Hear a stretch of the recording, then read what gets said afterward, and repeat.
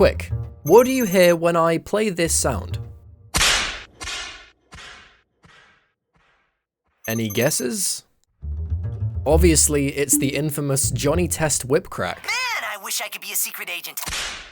It's played around 300 times per episode, according to that guy. Well, let's try another. How about this sound?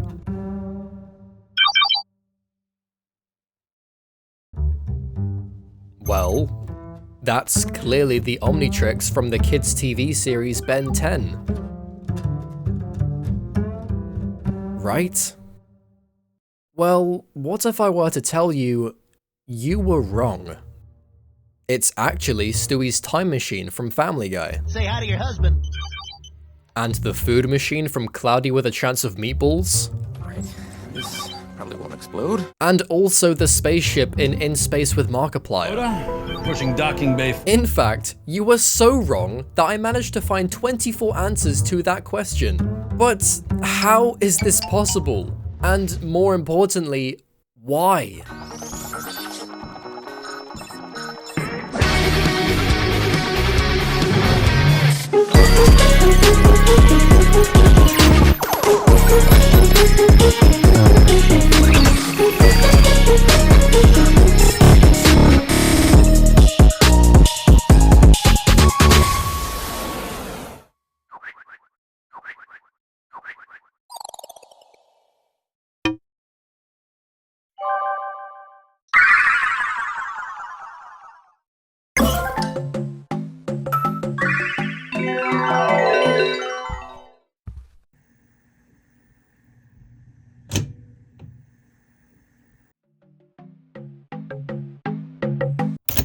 Telemetry Short Electronic Computer Function Deep 23, otherwise known as the Omnitrix noise, was a part of a sound effect bundle composed by Sound Ideas back in 1997. Talk about a throwback. As you probably would have guessed, this stock sound effect went on to be used in a variety of instances, like in Cars 2 for this computer, and this futuristic wrist bracelet in Miraculous Ladybug.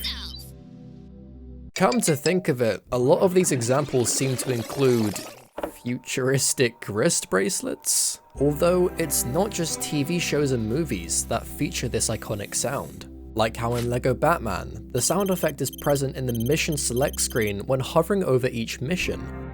Likewise in 007 Agent Under Fire, the sound effect can be heard when disabling the data ports. The point I'm trying to make here is that this is no uncommon sound effect. This sound effect led to some of the greatest, most memorable televised media we have today, and I had to know who was responsible for the craftsmanship of short electronic computer function beep 23.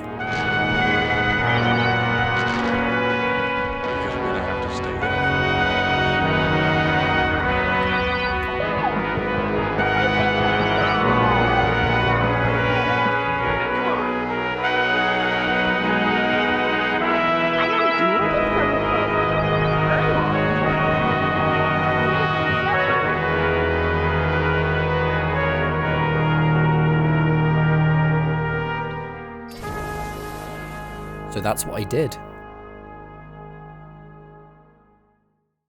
First stop, Google. Obviously, we know Sound Ideas licensed the sound effect. But from where? Let's just start with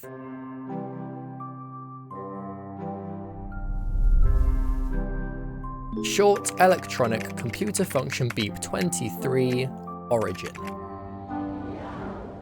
Sound Effects Wiki, here we go. This sound effect can be found on the Series 6000 Extension 1 Sound Effects library, which was made by Sound Ideas. Okay then. Series 6000 Extension 1 Sound Effects library. And okay, yep. Oh, here we go. It says here, Substantial research and long hours recording sound effects in the field and mastering them in the studio were required to put together this collection of professional audio's most in-demand royalty-free sound effects. We also enlisted the special efforts and talents of some of the audio industry's most respected sound recordists and sound designers to complete the Series 6000 Extension Sound Effects Library. okay, that's good to know, but that doesn't really help me in figuring out who, in particular, made this sound. Okay, let's try Series 6000 Extension 1 Sound Effects Library Credits. And it looks like we've got a PDF with every sound effect timestamped. Yet, still no composer credits anywhere to be seen. Okay, back to the website it is. Ooh, they have a blog tab. If we just scroll far back enough, then surely there'll be... Oh. It seems that their oldest post only dates as far back as January of last year.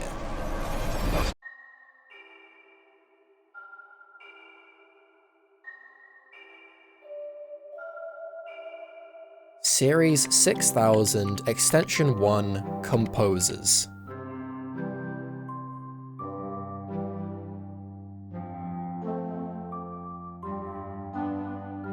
Nothing. Series 6000 Extension 1 Sound Team. Nothing.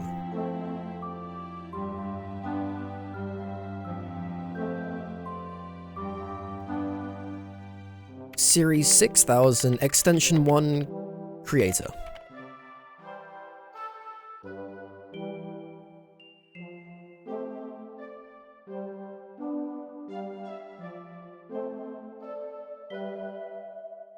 Who made short electronic computer function beam 23? Electronic computer function beam 23.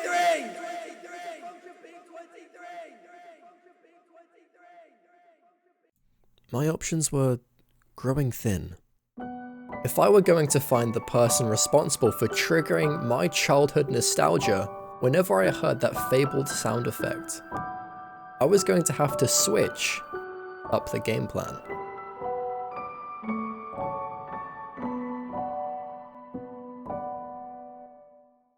Heading back to the site, I looked for any form of contact they had available.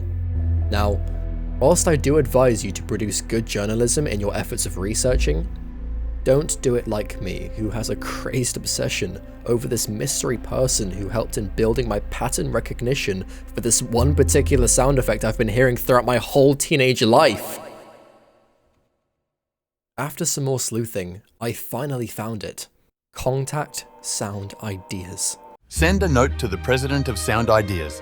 Just give us a piece of your mind. Oh, I'll give you a piece, all right.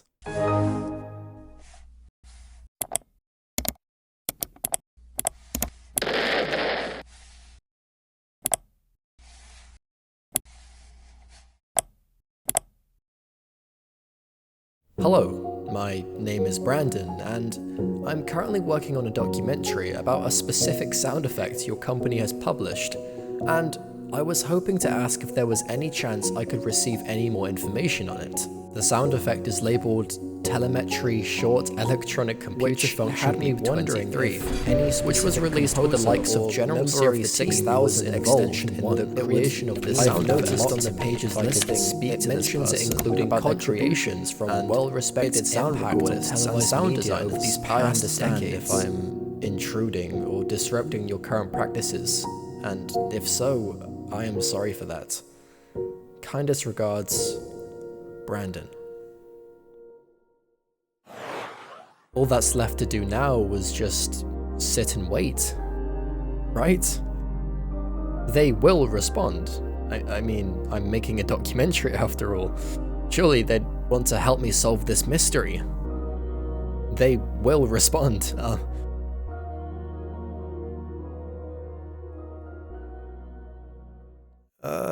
But okay, just let me search the company on LinkedIn. Find their current active employees who were in office around the time the sound effect was produced, sign up to LinkedIn Gold so I can contact them, because of course I can't just contact them without paying some stupid business fee, and then send them the same message just to be safe. Okay.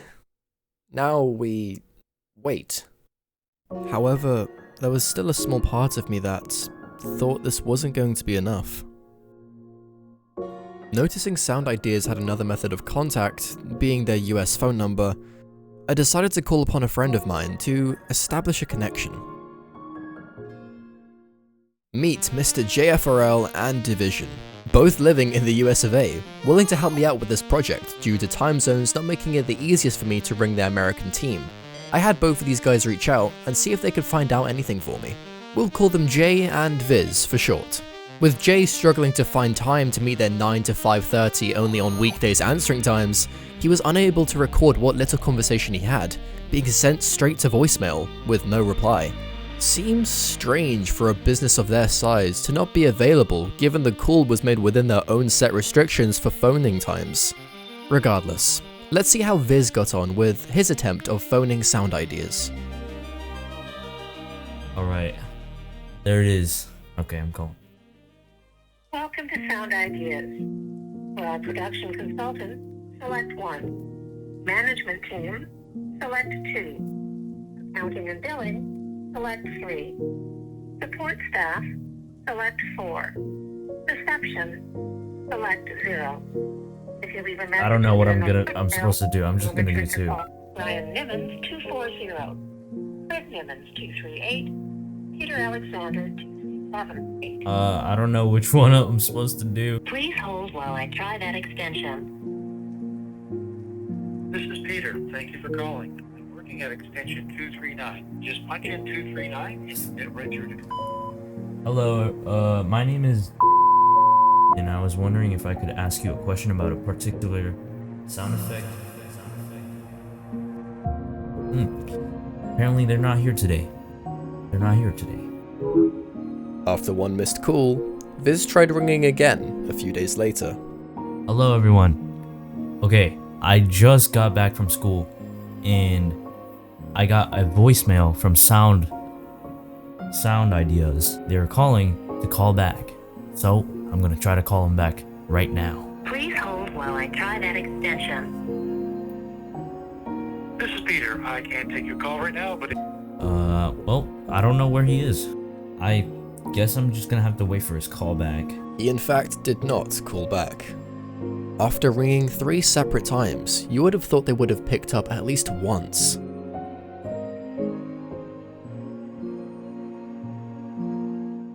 Having a roam around on their domain, I noticed that in the very bottom right in any sector of the Sound Ideas website features their so-called resources, in which showcasing all of their publicly made videos throughout their near 50 years of making sound effects. Without giving it much thought, I clicked on the first video.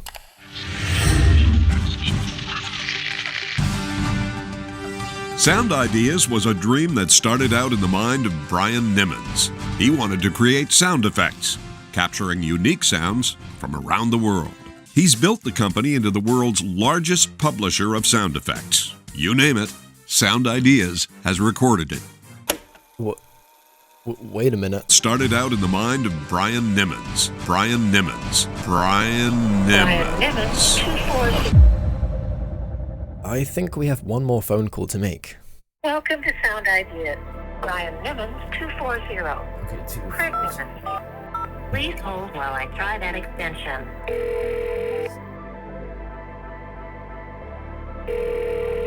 Hi, it's Brian Nimmons. Not in the office right now, so please leave a message and I'll get back to you as soon as I can. Begin recording your message at the tone. I'm just gonna wait until he gets back. I don't know if he's gonna get back anytime soon, but hopefully he does. Going back through my research, I decided to revisit the blog tab. What I haven't told you is that I've already attempted to use the Wayback Machine, which takes me back only as far as 2019, which is nowhere near the initial launch date of Series 6000 Extension 1. But then, I decided to try something different. I mean, Why haven't I just tried putting the Sound Ideas website in the Wayback Machine?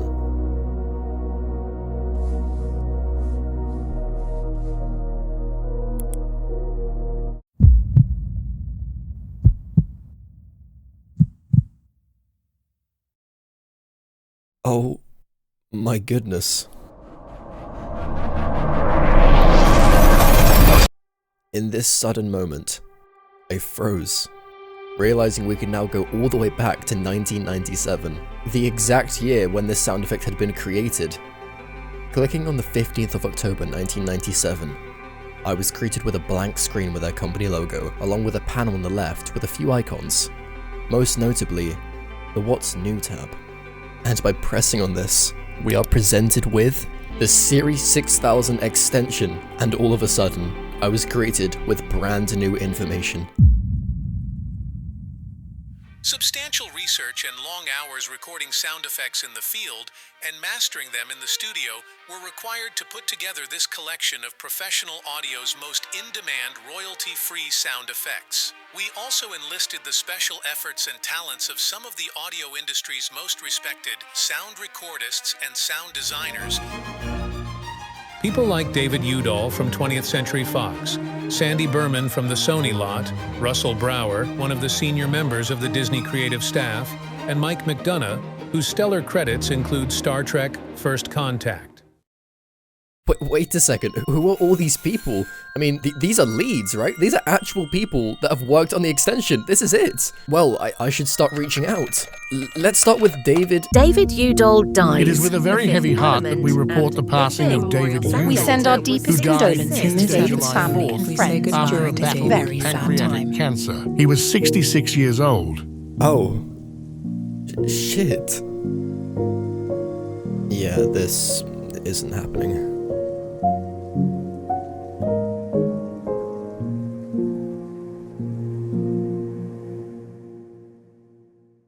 At this point, a couple days had passed by. My hopes were slowly fading away, and I was on the verge of giving up.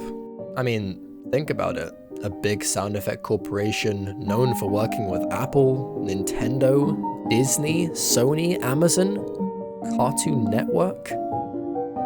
A company of this size would never look at my email, making car explosion sound effects and Wilhelm screams. Why would they even give me the time of day? Contact had been established. They actually responded. This was great. I mean, this means I'm actually one step closer to finding this person, this mysterious figure who came up with this sound in the first place. I could see it now. I would send them a message along the lines of, "Hey there. Sorry for disturbing your sound-making extravaganza." Then something like, "I was hoping I could ask you a few questions about this particular sound effect." I would talk to them about the sound's use in Ben 10 and all of its other shows and games it's made an appearance in. Maybe how they came to making the sound in the first place. I couldn't keep my excitement back any longer. I grabbed my phone, opened the email, and... Hi, Brandon. Thank you for your inquiry. I have now looked into your request for some further information on the tracks in question from the Series 6000 Extension 1 sound effects library. The recordings for this sound effects library would have been created from an in-house team, but they were recorded nearly 35 years ago. So although this is a very popular sound library, it would be very difficult to find out who was involved with it at the time after so many years have passed by. I am sorry that I have not been able to be of more help to you. With best regards, Sound Ideas.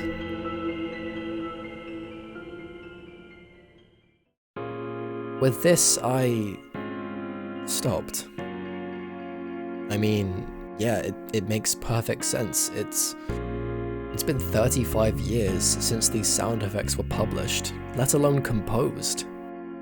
Who's to say that this person is even still alive?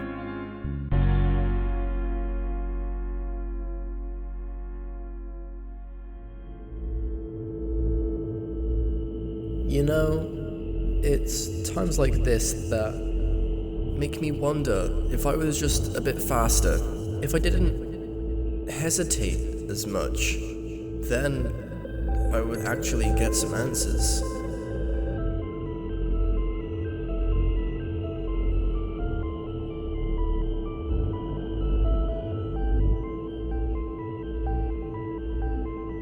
I sent a follow-up email thanking Sound Ideas profusely for their response, and apologized if I had wasted their time looking into a 3-decade-old mystery, and left it there.